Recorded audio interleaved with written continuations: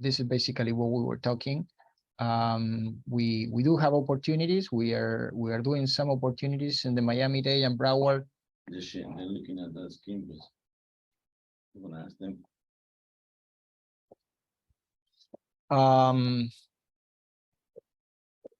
And this is the team that they run these different opportunities.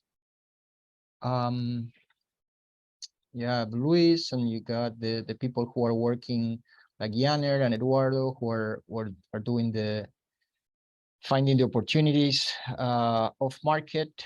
Ariane, who is working with the construction crew. And then you have Roxana, who is doing a lot of the tenant work, turning over the properties, finding tenants. And then Luz Mary, who is working mostly with the rehab or any other specific particular project. Basically, these are the timelines that we normally work on. This is more specific to one of the cases that we will show tonight. It's around 12 months between the purchase to the exit point in the property, and the exit can be either keep the property or just sell it, and then do it again. So when we go through the spreadsheet, we just remember this slide, and we can go further in detail. So like I was mentioning, basically these are the two areas that we are working most of the time. Class B or C, we can buy and hold or flip it in 12 months, 14 months, depending on the market. The group here, they got a lot of experience in the real estate market in South Florida, and the operations in the rehabbing, working with larger opportunities through the entire Florida, actually, not just South Florida. And just to have the last slide before we go through the details of two cases that they were already going through the different phases. Like I said before, we are trying to help people to start working on actual multifamily cases. We can definitely hold hands and explain things through the process while we are rehabbing, before we purchase, and obviously when we are going to do the exit strategy. But the main thing really is that opportunities come and go, and so we really need to be ready when we to jump into the opportunity when we need to put together our mind, right? So other than that, I'm going to let Luis to run the example and that he wants to run, and then we will go through questions and answers. So.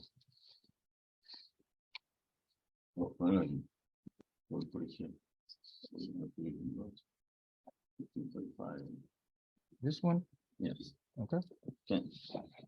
One thing. Yeah. I think it's important if we can unmute ourselves. I mean, if it's going to be like me telling things, I get lost. It's very important that in this meeting, you ask all the questions you have. And because what we want to get through this meeting is, after the meeting, I will ask you, why are you not buying this property? What is the next step? And the only way you cannot go to that second step or the first step to buy is if you understand, at least you need to know these numbers for two reasons: for you to do it alone, for you to do it again, or when somebody is showing you a deal, he's selling you. You need to be the buyer. You need to know the numbers. what the numbers say, and then you can say, well, I want to invest in this deal. So for me, it's very important that since I don't know everybody, what level you are, if you bought a purchase before or not. If not, great. Let's do it, because the only it's a matter of doing it. We know everybody being here that haven't not bought his first one. When you buy your third one, fourth one, it's just do it. It's a habit.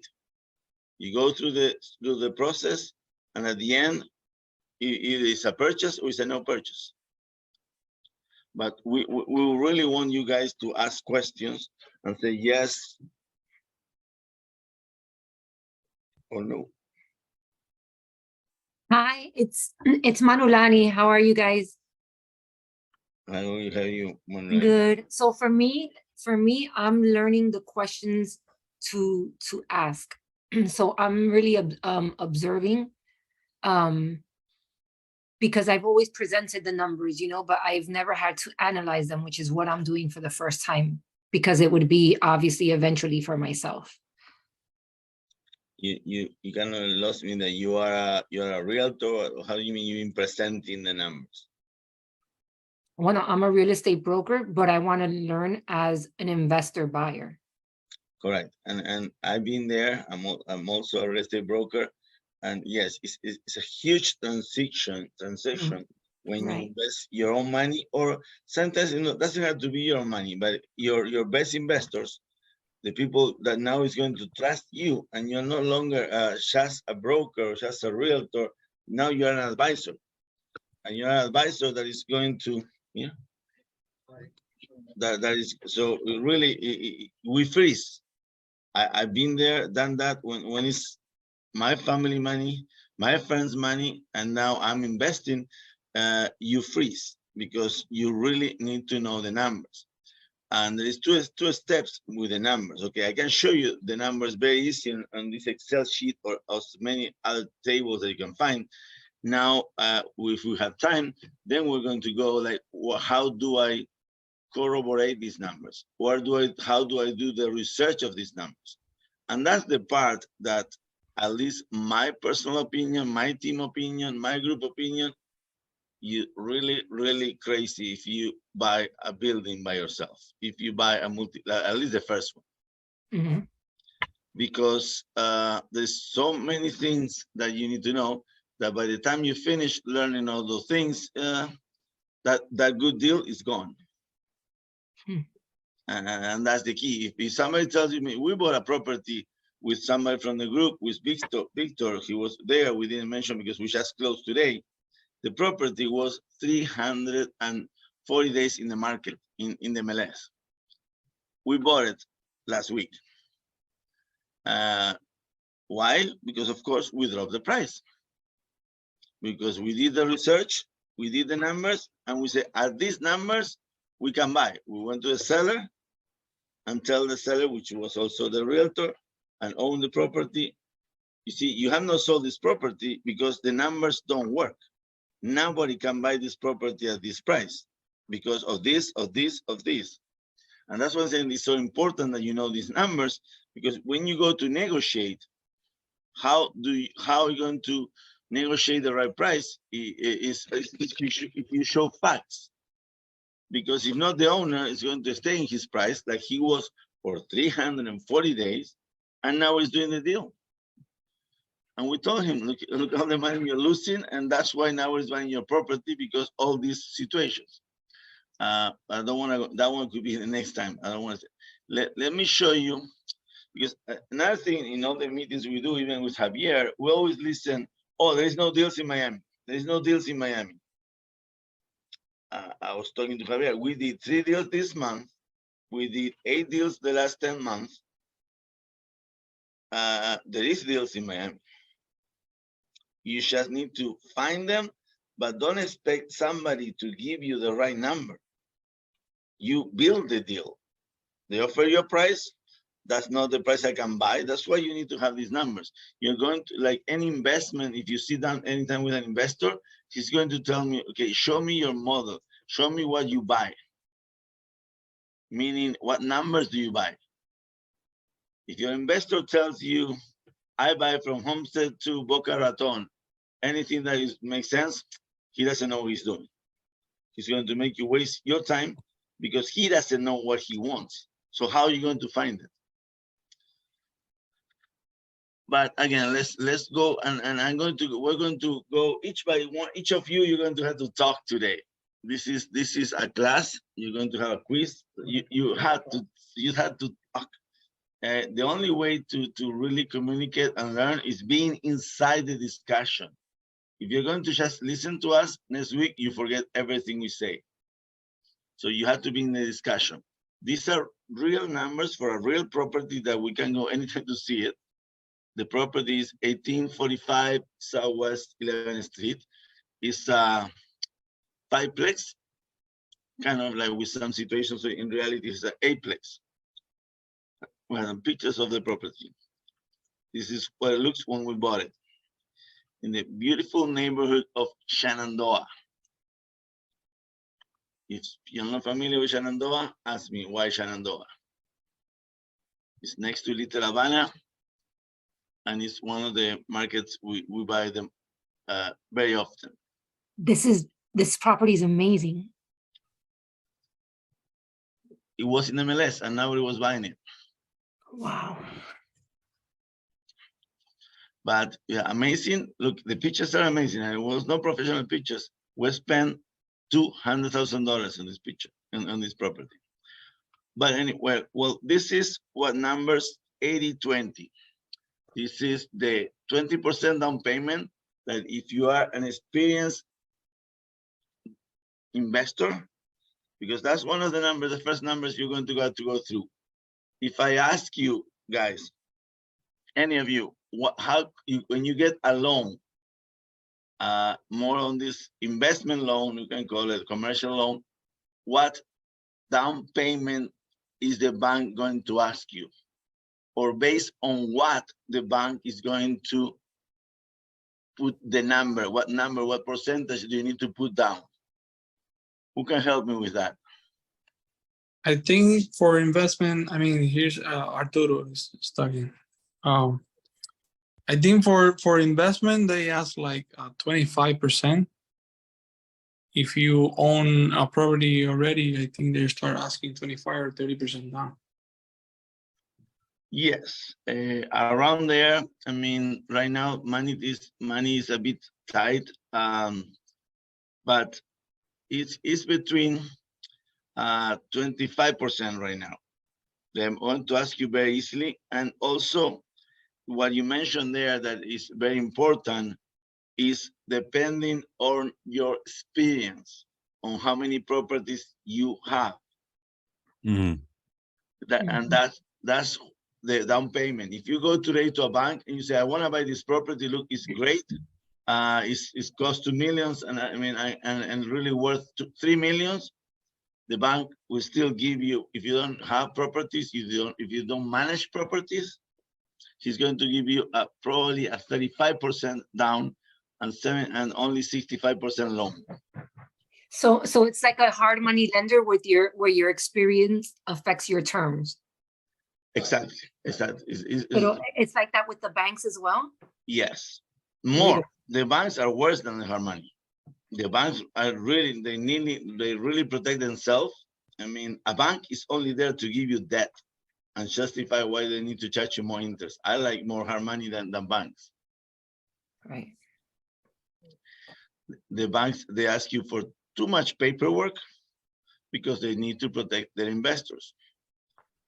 That's I mean, kind of like, I will go, and if you ask me, the interest is better on a bank, yes, because of course they ask you everything. And if they give you a 35% to 65% loan to value, they're more protected, they can give you a better interest. But right now, when we are buying properties, and not this kind of like when we say we are focused, we're focusing on value added properties. Class B, Class C, Class A too, but it's hard to find. Class B, value added. That means I need to, that property needs improvement.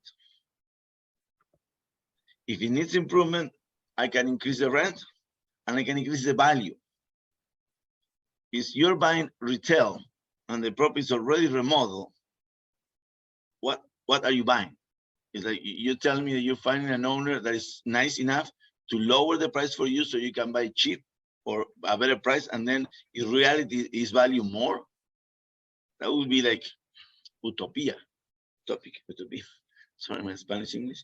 But like, we cannot expect that we're going to go to the market and find a property in great condition that the owner is willing and able to give it to me at a lower price. Why? They're as smart as you are. They have all the information. No, they don't give you property for less price. So that's why we buy value added properties. Now, and that's when Javier was showing you the team, you need to be knowledgeable. You need to have knowledge of repairs, of rehabs. And that's when the team is so important, because it's not the same to repair one house with one kitchen and 2 bathrooms that to repair a 5-plex with 5 kitchens and 5 bathrooms. When you make a mistake on a 5-bathroom house, you're multiplying your mistake by 5. And the handyman that can handle 1 bathroom is not the same that can handle 5 bathrooms. Or he can do 1 per week, and then you're going to be stuck with 5 weeks of no progress. And that's why we're going to go more into the team one day only, but now let's keep on the numbers. But to get this nice loan, 80-20, you need to have experience. You need to have sometimes what they call a sponsor. The first person that's asking the loan need to be great credit, great assets, and great experience. And this is the reason why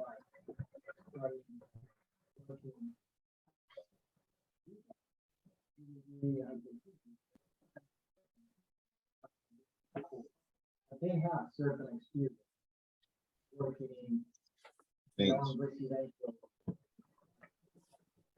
So that's something that you cannot go from 0 to 45 doors without going through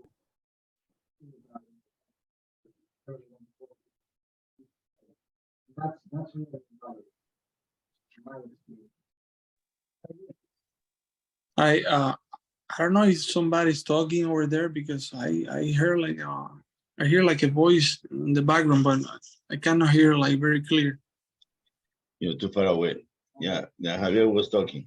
Yeah, the only thing that I mentioned is that what exactly the purpose of this group is going to give you that kind of experience of being able to go to any lender and say that you know this better than just trying to start from 0. So all the money that you're going to save in the down payment is going to be going through these first steps, like I did years ago.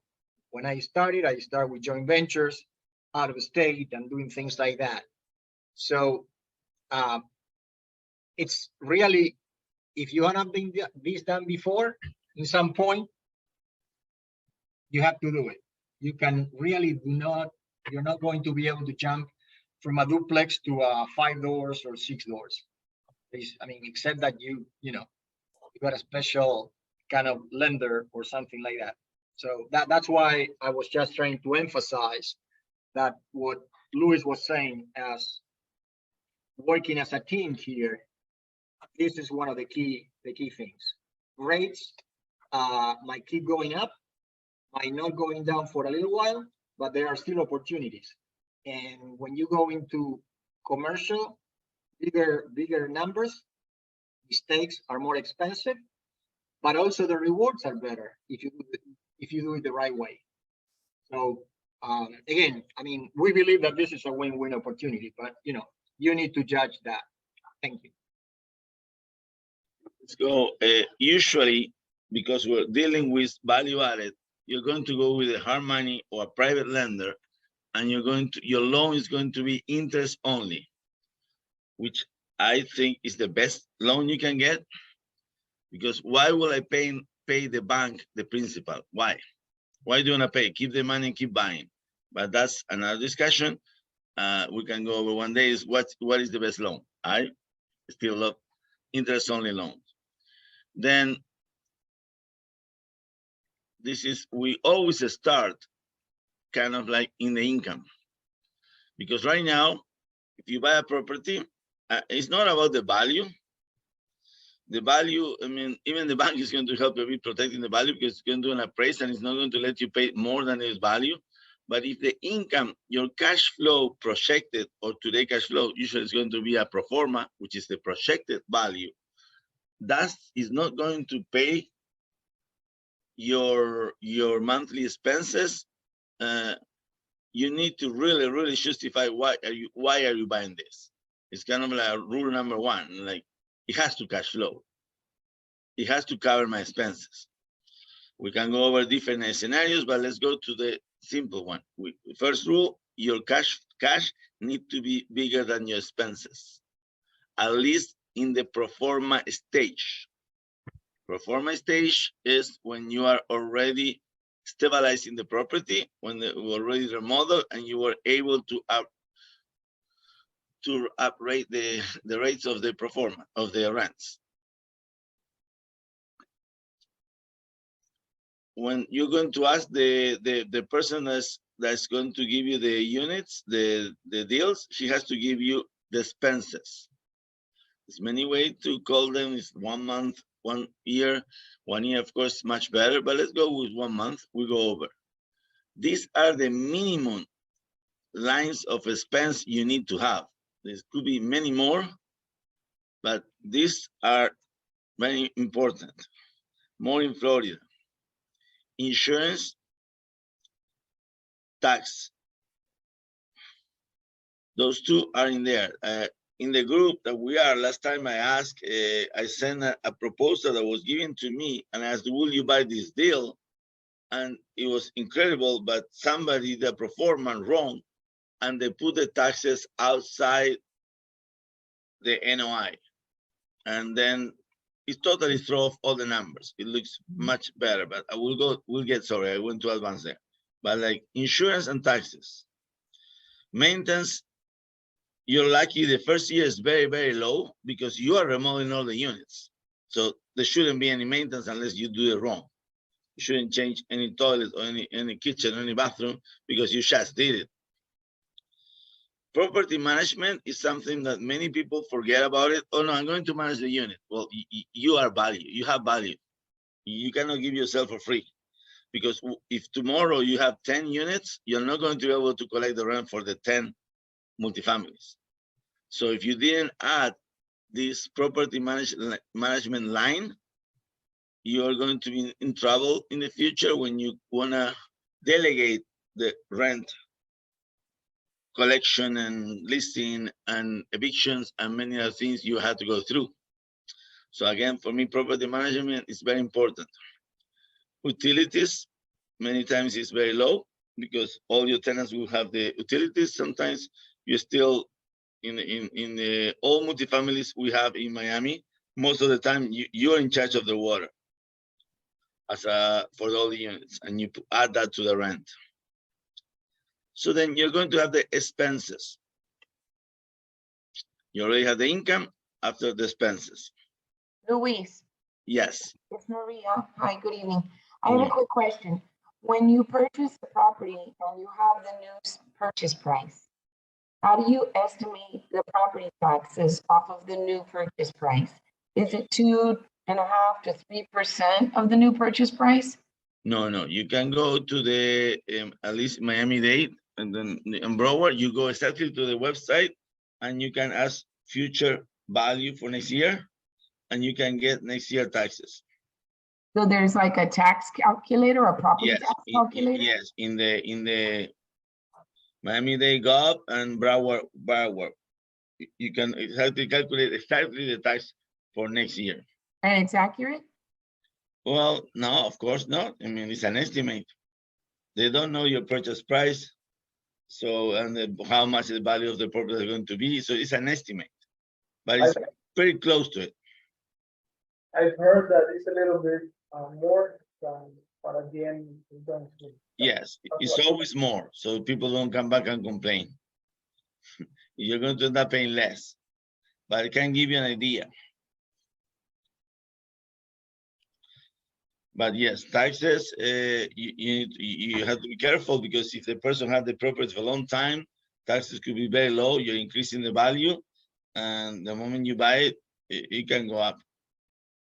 Okay, thank you. Then this is for me the crucial part. And if I ask you, ask myself, if I ask myself, if you ask me why I didn't buy multifamilies before, it was because of this, the repair price. I mean, I don't know, I really would like you guys, any of you, if there's something more advanced, how do you calculate repairs on a offer of a multifamily? If somebody did it, or if you don't did it, how you think you're going to do it? You're going to get a $500,000, $700,000 a deal. You go see it, and now you need to calculate the repairs. I would calculate price per foot for construction. It is, but how do you know how much construction you have to do? Is there the bathroom remodel? I mean, what type of tiles are going to put? Would you go with your GC to see it? Yeah, wouldn't you do an inspection? And wouldn't the inspector and your GC give you an estimate? Okay, the inspector, it is kind of like fair, but really it doesn't work for multifamilies. I tell you, I can show you, I pay $3,000 many times for an inspection, and it's really to show the owner that you have a situation. I like more the answer, you need a GC.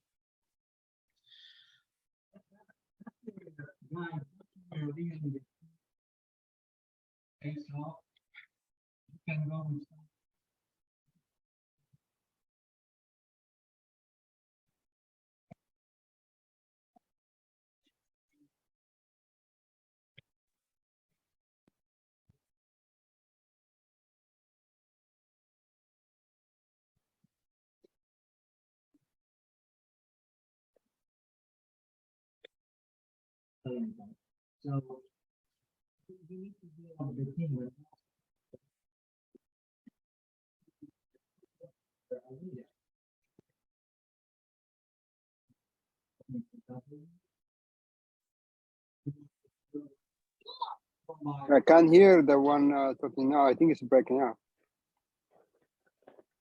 Well, guys, sorry about that, but I don't know who's talking, but whoever is talking, we cannot hear it. Yeah, we cannot hear you. I was just trying to say that, there's an application called Build Trend that I used it a few times. It gives an estimate, but it's not something precise. Still, you can have like a rough quota to select that you can base your offer on, but I would not 100% rely on it. I would rather just get my GC there. And what I like to do, and this is my way of seeing the things, I always put more. If the roof is costing me 15,000, put 20,000. If I have 25 bathrooms and each bathroom costs me 5,000, I put 7,000.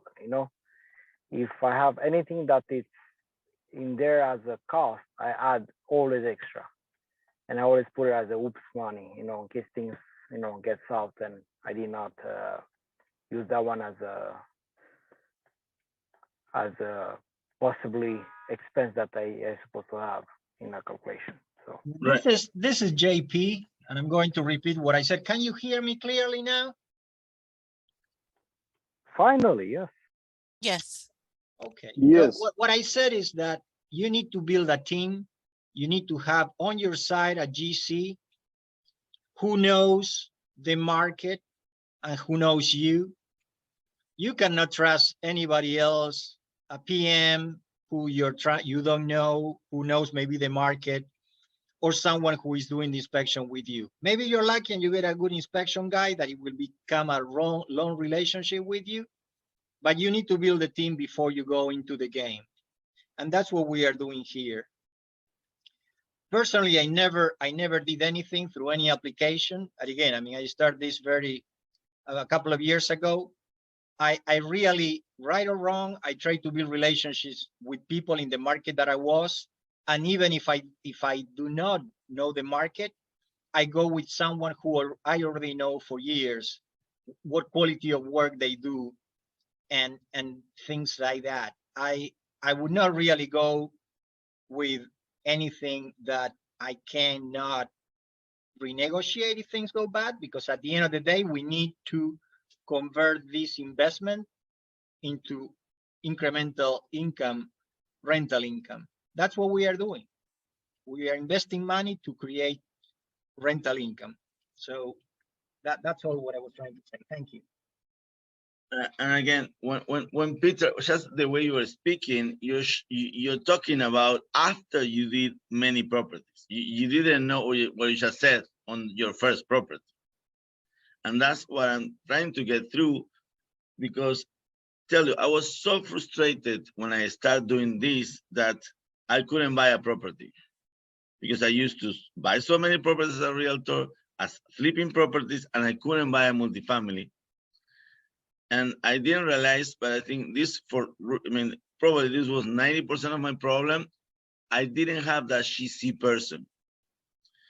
And it's very easy to say, okay, I'm going to call a general contractor, say I'm going to be investing, and let's go to see properties. Well, this is what is going to happen.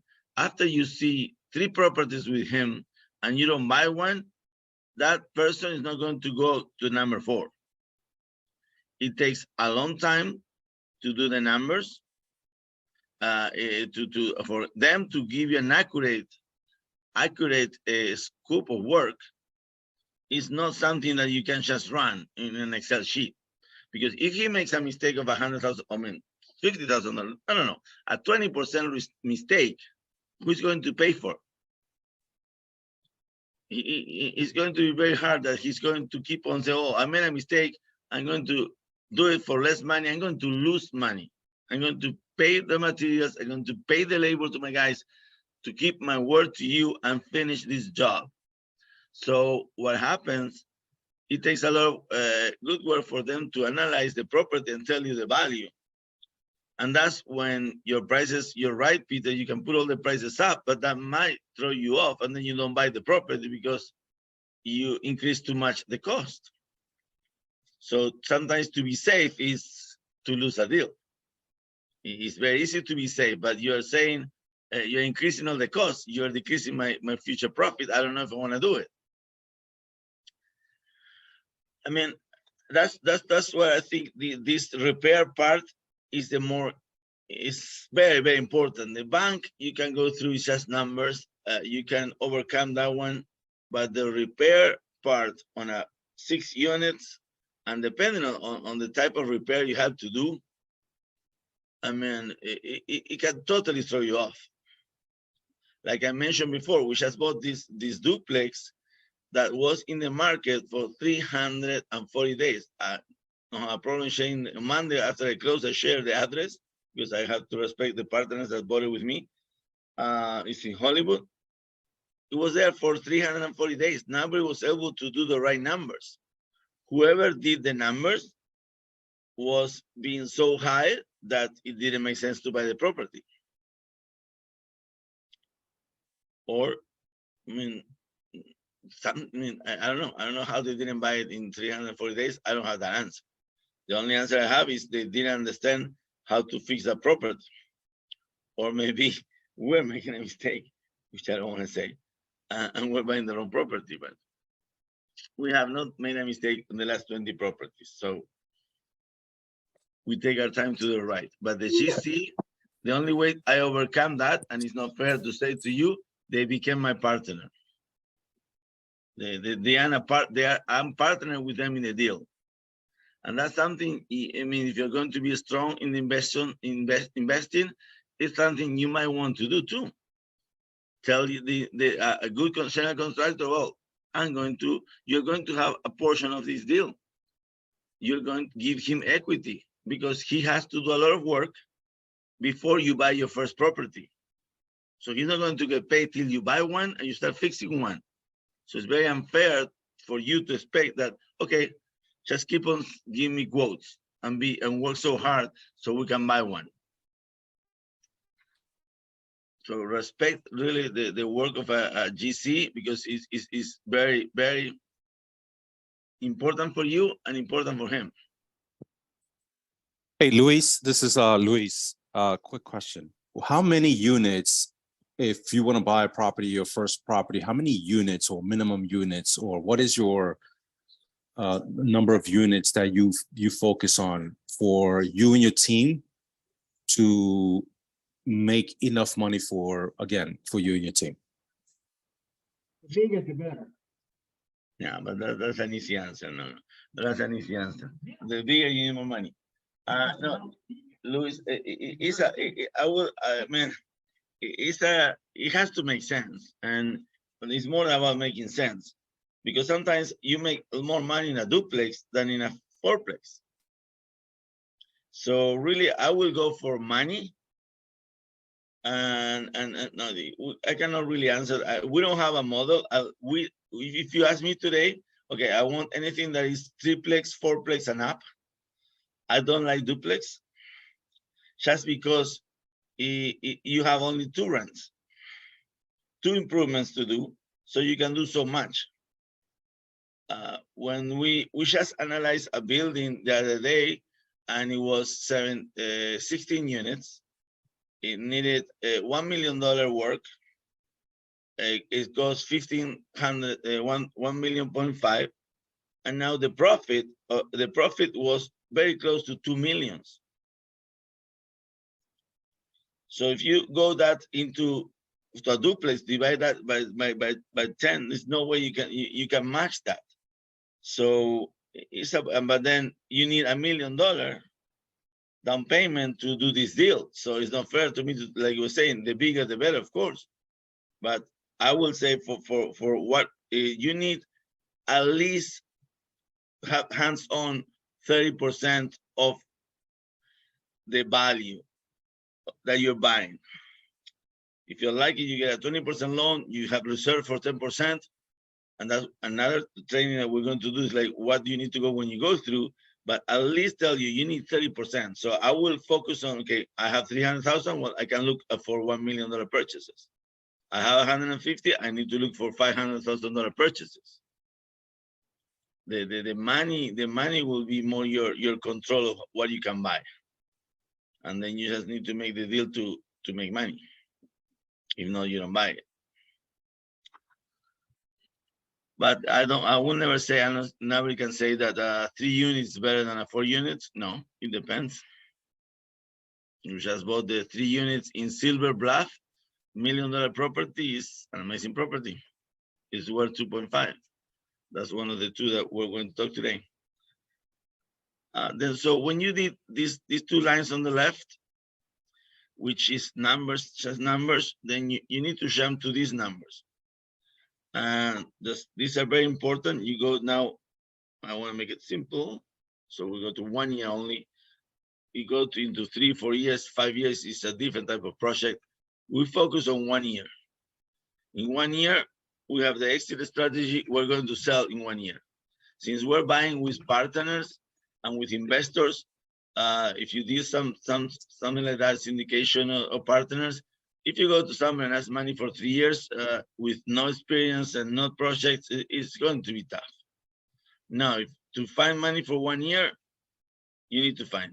You need to. That was one of my biggest eye openers when I start borrowing money from my friends, my investors, and my family, and anybody can lend me money. That's when I was able to come up with more down payment. Then I went into the $1 million deals. And the profit is much better because you still make 15, 20%, but 15, 20% on 500 is not the same as 20% on $1 million. So now it makes sense for all the partners. So the numbers, expenses. There's a magic rule that if your expenses are over 40%, it's probably going to be hard to cover your mortgage and profit. So you need to have an explanation why your expenses are more than 40%. You want to be under 40%. And we can look the rule, but it's really about the debt service and the profit you expect, minimum. Luis, I have a question there before you continue. Please. Sorry? I have a question there. Yes. Before you continue, I've seen the expenses variables that reserve says 0. So in case a projection for a rehab is $200,000 and something turns out that needs more money, do you have like a gap or projection for those kind of things that will have to repair? Well, I mean, I'm a risk taker, so I'm always going to say no. Because if you need to ask for more money after, and you have a good explanation, your investors are going to not like it, but they're going to understand you. But if you ask me for more money now and I cannot do the deal, then we don't have a deal. Yeah, but I mean, sometimes there are things in properties that you don't see in a normal inspection. Maybe something is behind the scenes, and then you realize that you didn't. Yeah, for example, this here, you have a line that says capital reserve 2 months. Okay, we didn't put it here because these units were rented. So I was getting income already. If you go into a place that you're going to know right away there's no income coming, you need to have 3 months reserves for the interest on the loan that you're going to pay. At least 3, yes, because you're going to start paying that loan. Either you start working now or start working after the summer. So that's when you manage your reserve, is depending on the type of deal. This is a very good question. And yes, it depends many times on when you see what you're going to do. Yeah, because sometimes those distressed properties, there's nobody renting there or living there. Right. So that then you need more reserves. Yeah. By mathematically, because you're going to have to pay the loan. Okay. Things that happen that you don't even know. Like, let's say a lot of people be using COVID and they have to have no tenants for 12 months. So those kind of things, if you're a savvy investor, you need to consider them. Yeah, but come on, we're not going to see COVID was important. As much. Take risk, the risk, don't worry. I will ask you, okay? My car is paid off and I have a liability.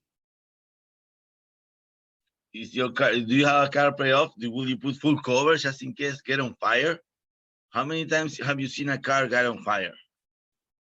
So you need to, I mean, it depends on your group, the investors that you're investing in. Yes, you want to take them ahead of time. Look, I'm going very low on reserves, but this has to happen. If all my tenant leaves next month, we need to put money for the loan, for the not, it's not an extra expense. We need to pay the loan.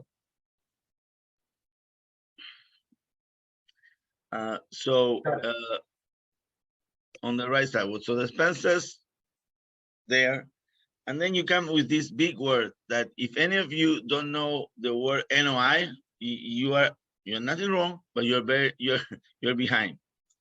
Because when you talk to a bank, when you talk to investors, when you talk to people that's going to try to sell you a property, they will love to say NOI. And you need to know what NOI is. Because as I mentioned before, and then put much emphasis, this person that sent me a pro forma did the NOI wrong because he didn't put the taxes inside the expenses, he put it outside. So that will look my NOI very big, and you are going to do many assumptions on the NOI. So the NOI has to be done correctly. The NOI is income minus all expenses. Service. Too much information. Debt service.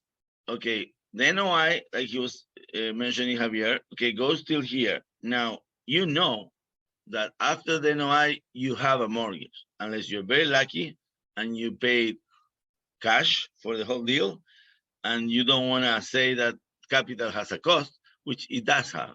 So you're going to have an interest a rent of money to finish this deal.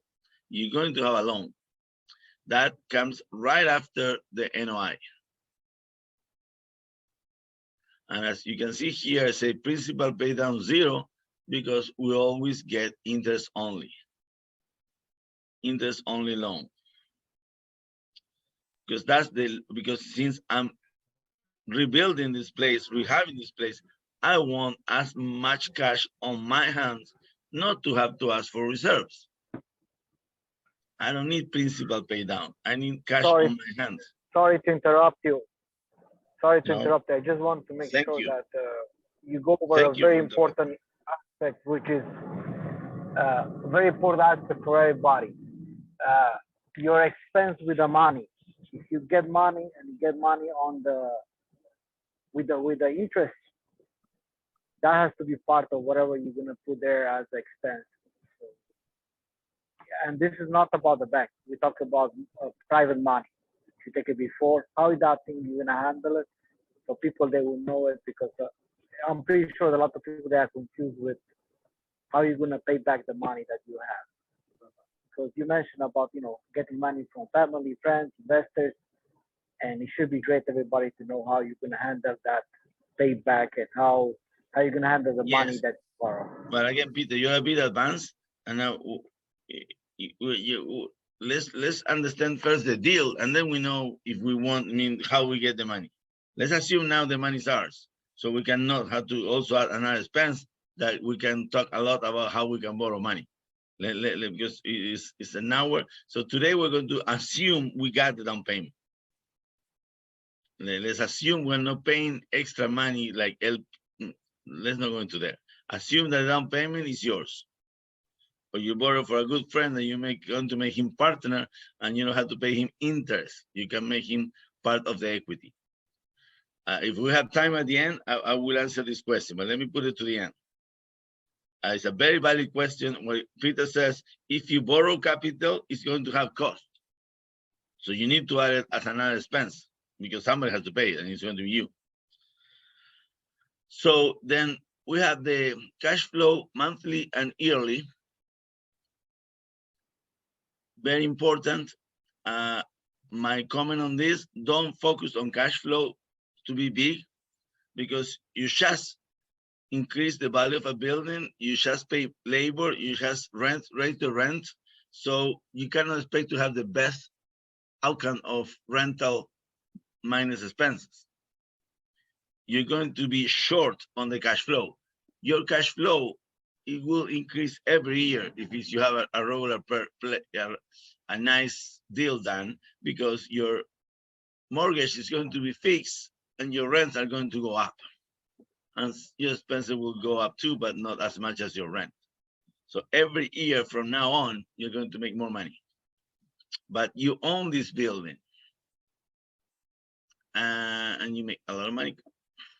So this money is a long talk, but I will not focus on the cash flow. I just want to know it's very, very, it has to be positive.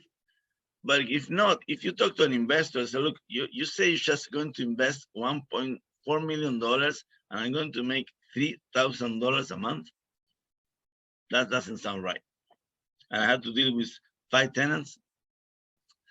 But I will show you then why this is right.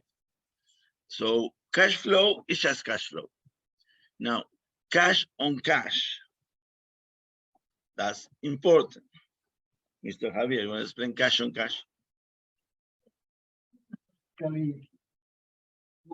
Everybody in an investment wants to know, how much I'm going to get for the cash that I put in this deal.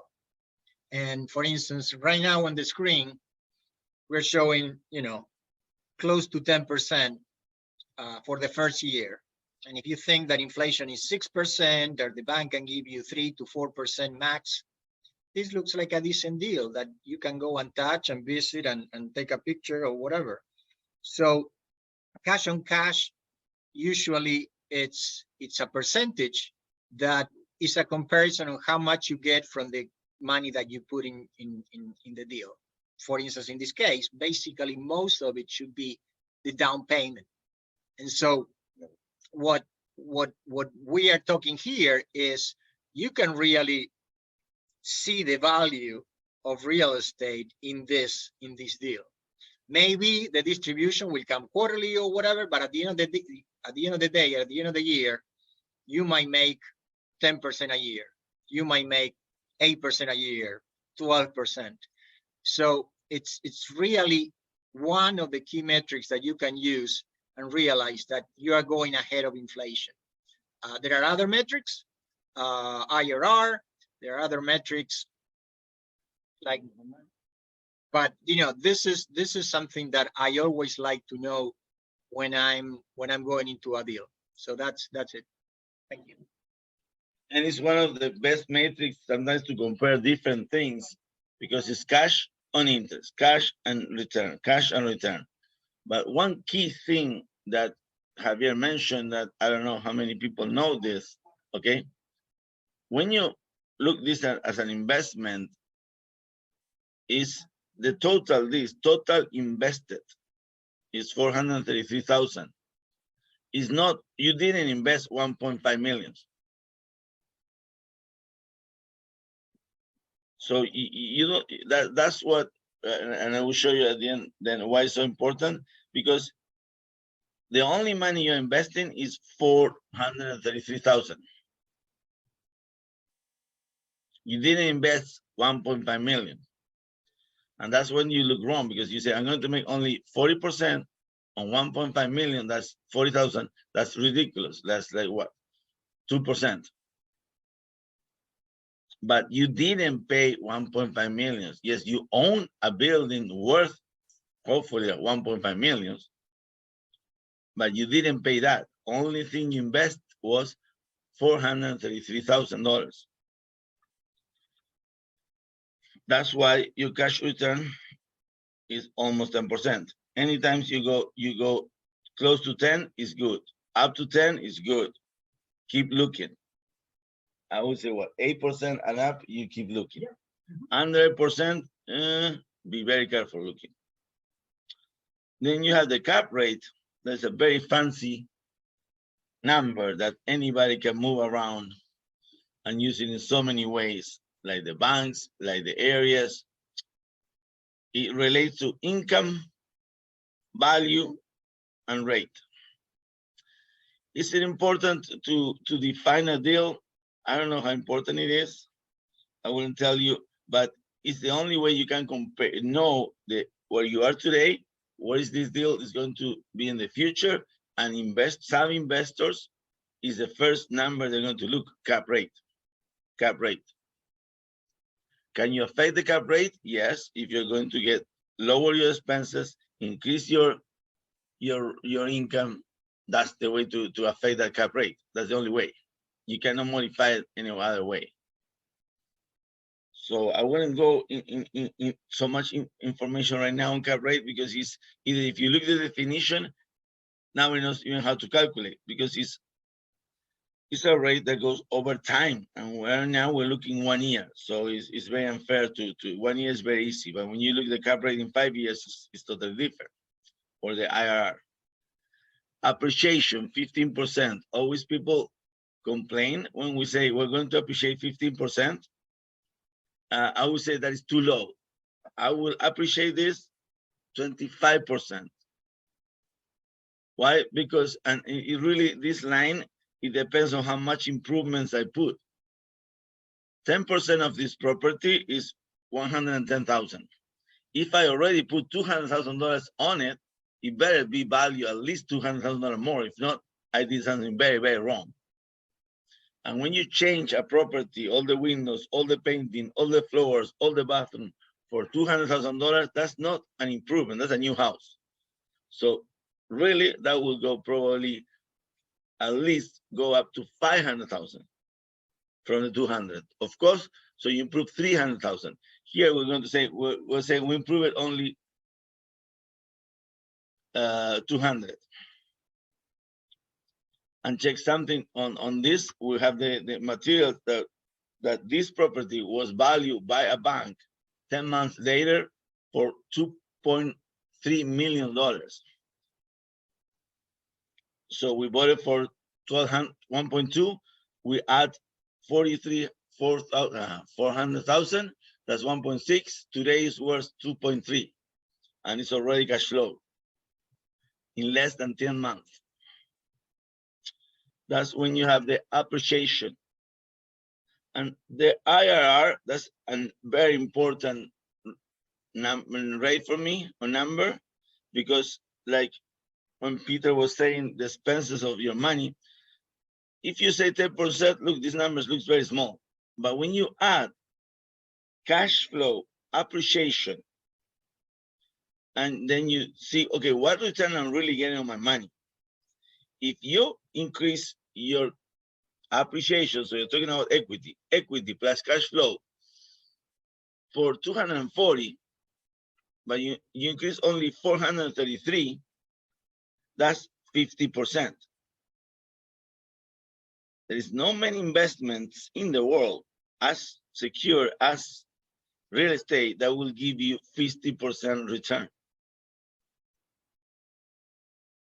And that's why these numbers are important, because we changed totally this 10%, no, we're 57%. So my homework to you guys is understand those three numbers. Why I go from a cap rate from 8% to an IRR of 57, because this is when it makes sense. Because if you don't like this number, I mean, tell me, every time you put $1 million, you're going to have in a year, 1.5 million. So your question should be, how many millions can I invest?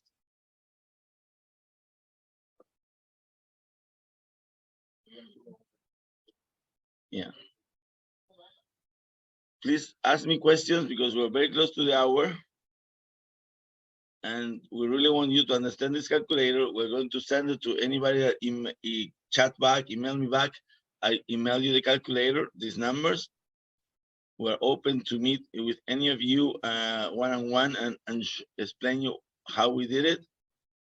Because in 1 hour a week, it's not going to, we do it 2 weeks, it's going to be very hard to buy your multifamily. You need to be more aggressive than that.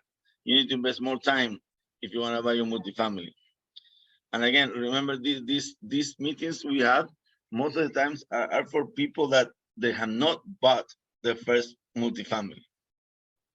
So if I tell you, okay, you're going to make, and let's assume I'm right, because it's not what we've been talking, but you're going to make 57% return on your investment.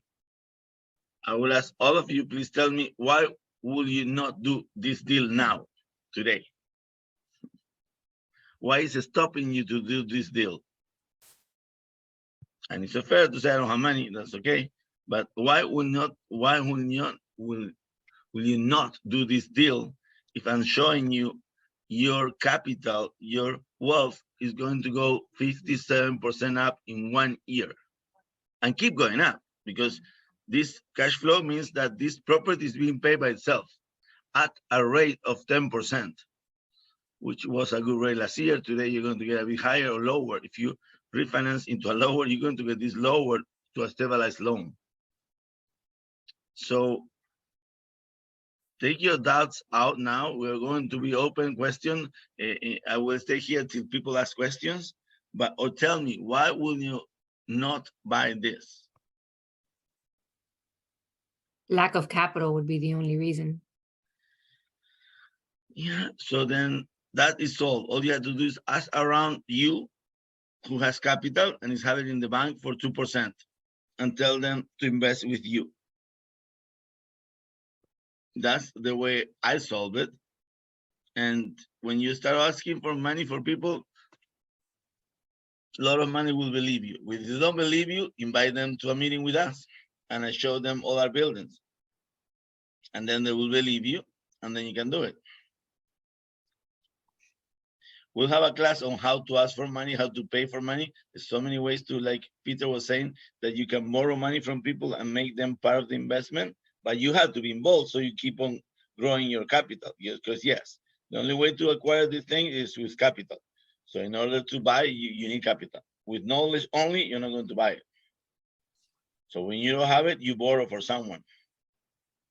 One way we do it, and it's very simple. You have money, you don't know how to buy it. Well, we'll buy it with you, and we'll go 50 and 50% on the profit.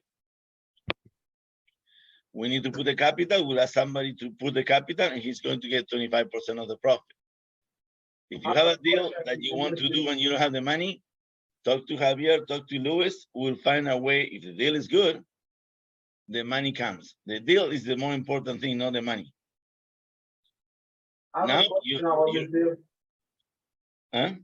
I have a question. For a deal like this one, where we need like 430-something thousand dollars, where is the? I mean, I think it depends on the amount of investors, but let's say we are like 5 or 10. I don't know what, but what would be like the minimum, like to be part of the deal, but to be part of the profit? Okay, yeah, that's an advanced question. When we offer this deal, with this deal, I will do 50,000. Anybody that can come up with 50,000 will be part owner of this deal. I will be sharing 50% of the profit. The other 50, we're going to keep it because we're going to manage the whole thing. Because again, when you put 50,000, you cannot borrow $1 million from the bank. We're going to have to use our credit, our experience. And when you use your credit, you're tidying up your credit. The more you use your credit, the less money they give you. So that's why when you are a minority investor, you get 50%, but I would say you get all the knowledge, you get all the team. Next time, you're going to bring more money and you can do it on your own with us.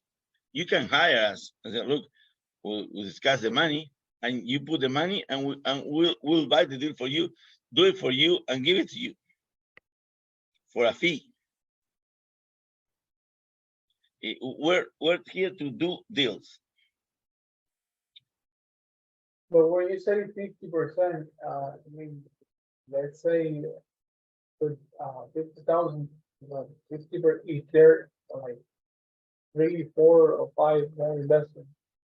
So look, it's Arturo, I mean, the specific, we can talk about it. I can barely hear you, Javier.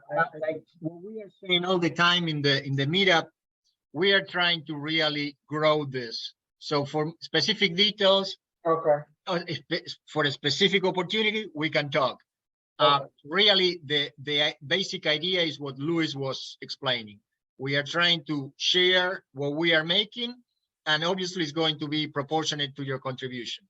And that's the way that it goes. And you can go and show really, like what we're saying at the very beginning, the experience that you have been gaining, because we are going to show how we are progressing in the rehab, in the turnover of the property, stuff like that.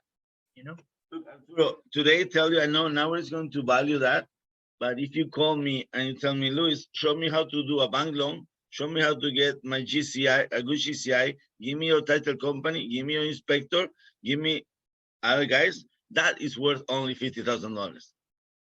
That's a know-how that you should be paying $50,000 only to get those contacts that I only got it after 20 years of experience. It will be like if you want to buy a restaurant and you pay a consultant. Okay, show me who do I need to hire to run this restaurant. And when we're giving that not away for free, but we're going to be partners with you, so you know we only get paid if we all make money.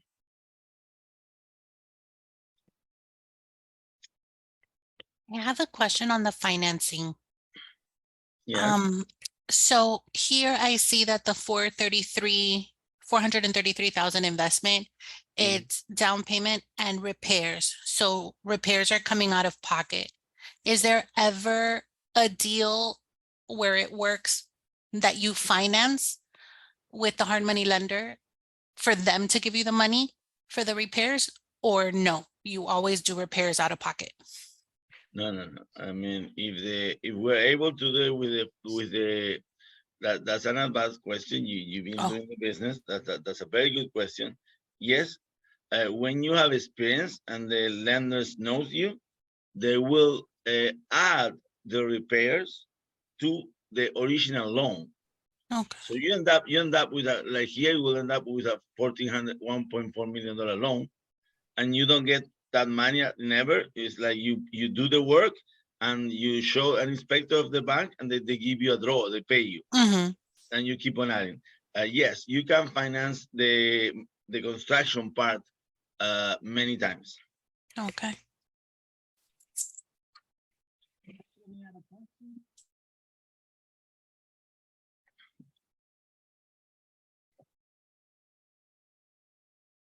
Do you want the account to say that?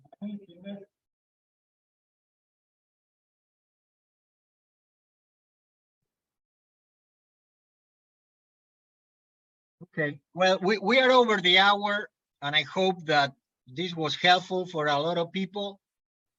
We really appreciate that you were able to come and listen to Luis and myself. Hope that everybody will get a happy Passover, Easter. Thank you so much for taking your time to do this. If you guys are gonna do it again, I would love to know about it. The more times, the better. Excellent. Hey, Sure. Hey, hey, Luis, can you share this spreadsheet with us? Got it? Yeah. Yeah, hold on, we're waiting for the. Thank you, Luis. Thank you, guys. Thank you very much. Thank you, Luis. Thank you, everybody. Luis,